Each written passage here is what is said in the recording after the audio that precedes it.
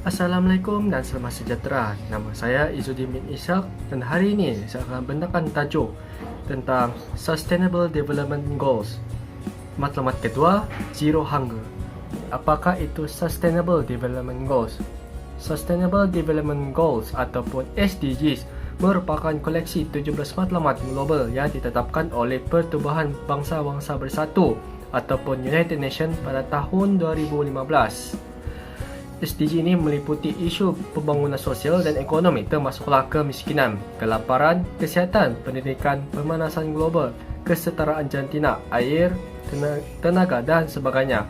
Matlamatnya adalah sangat luas dan saling menggantung. Namun masing-masing mempunyai senarai sasaran yang berasingan untuk dicapai iaitu 169 bagi mencapai semua matlamat menjelang tahun 2030. Antara salah satu matlamat daripada SDG ini ialah sifar kelaparan ataupun Zero Hunger. Sejak beberapa dekad yang lalu, penurunan populasi berterusan dengan jumlah orang yang menderita kelaparan diukur oleh kelaziman kekurangan zat makanan mula meningkat pada tahun 2015. Tambahan pula, pandemik COVID-19 kini boleh menggandakan jumlah tersebut menjadikannya 130 juta orang lagi berisiko mengalami kelaparan akut pada akhir tahun 2020. Oleh itu, pada masa yang sama, perubahan dalam sistem makanan dan pertanian global diperlukan jika ingin menampung makanan lebih daripada 690 juta orang yang kelaparan pada hari ini dan tambahan 2 bilion orang yang akan dimiliki oleh dunia pada tahun 2050. Peningkatan produktiviti pertanian dan pengeluar makanan lestari adalah sangat penting untuk membantu mengurangkan kesan masalah kelaparan ini. Terdapat banyak program yang telah dilaksanakan bagi mencapai matlamat sifar kelaparan di seluruh dunia. Antara program tersebut ialah Program Makanan Dunia ataupun World Food Program. Seterusnya, Dana Antarabangsa untuk Pembangunan Pertanian ataupun International Fund for Agriculture Development dan Zero Hunger Challenge. Program Makanan Dunia ataupun WFP ialah organisasi kemanusiaan yang terkemuka dalam menyelamatkan dan mengubah nyawa orang dengan memberikan bantuan makanan dalam keadaan darurat dan bekerjasama dengan masyarakat untuk meningkatkan pemakanan dan membina daya tahan. Usaha WFP ini tertumpu kepada bantuan kecemasan, bantuan pemulihan, bantuan pembangunan dan juga operasi khas. Seterusnya, Dana Antarabangsa untuk Pembangunan Pertanian ataupun IFAD merupakan institusi kewangan antarabangsa.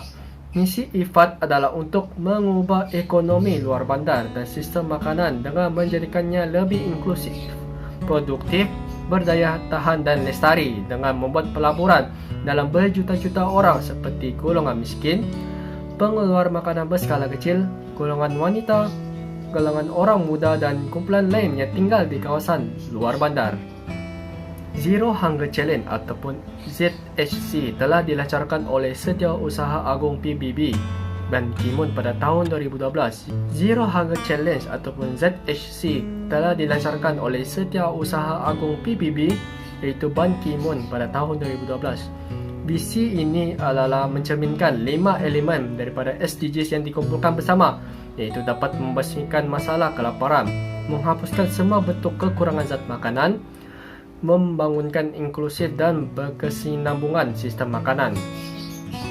Konklusinya, masalah kelaparan yang dialami oleh orang di negara-negara yang membangun dan mengalami konflik boleh menjejaskan kehidupan mereka dari segi kesihatan, kebajikan dan ekonomi mereka.